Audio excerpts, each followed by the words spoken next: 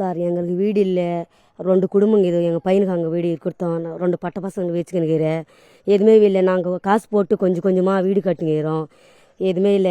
எங்கள் வீட்டுக்காரர் ஊனம் ஓட்டுறவரோ. எங்களுக்கு வீடு வேணும். வசதி இல்லை, எந்த வசதி இல்லை. ஏதோ கொஞ்சம் கொஞ்சம் சம்பாதிச்சு ஏதோ பேஸ் மட்டும் போட்டுக்கிறோம். எதுவுமே தரதில்லை.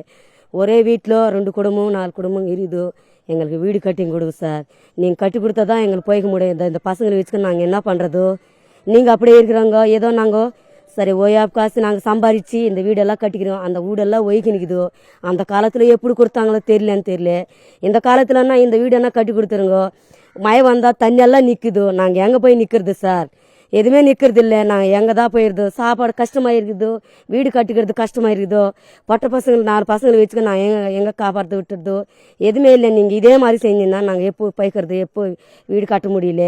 நீங்கள் தயவு செஞ்சு வீடு கட்டி கொடுத்தாங்கன்னா எங்களுக்கு நல்லது. அதே போதும் சார். எப்போ கட்டி போடுறது தெரியல. கொஞ்சம் கொஞ்சமாக போட்டு கட்டி நிற்கிறோம். இதுக்கு மேலேனா எங்களுக்கு கட்டி கொடுத்தாங்கன்னா நல்லது சார். எங்கள் அப்பா ஹேண்டிகேப்டரு. நான் 10th வரையும் தான் படிச்சிருக்கேன். என்னால் எங்கள் அப்பாவால் படிக்க வைக்க முடியல. எங்கள் அக்கா இருக்குது. அவர் 8th வரை தான் படிச்சு வச்சுருக்காங்க. எங்கள் அப்பா கல்யாணம் ஆயிடுச்சு. எங்கள் அக்காவுக்கு எங்களுக்கு வீடு தான் இல்லை. இப்போது எனக்கு வீடு தான் எங்களுக்கு முக்கியமாக வேணும். வீடு தான் எங்கள் ரொம்ப டேஞ்சராக இருக்குது. பக்கத்து வீட்டில் தான் நாங்கள் இருக்கோம். வீடு தான் எங்களுக்கு வேணும். இந்த அரசாங்கம் தான் எங்களுக்கு உதவி செய்யணும்.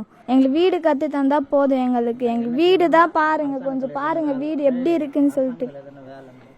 எனக்கும் கொஞ்சம் ஹேண்டிகேப்டு எங்கள் அப்பா. எனக்கு அரசாங்கத்தில் ஏதாச்சும் எனக்கு உதவி செஞ்ச, எனக்கு வேலையோ இல்லை ஏதாச்சும் எனக்கு உதவி செஞ்சு எனக்கு நல்லது தான். நான் வீட்டில் தான் இருக்கேன். எங்கள் அப்பாவால் என்னால் எங்கேயும் போக முடியல. எங்கள் அப்பாவுக்கு நான் இது பண்ணுறது எனக்கு இதுவாக இருக்குது.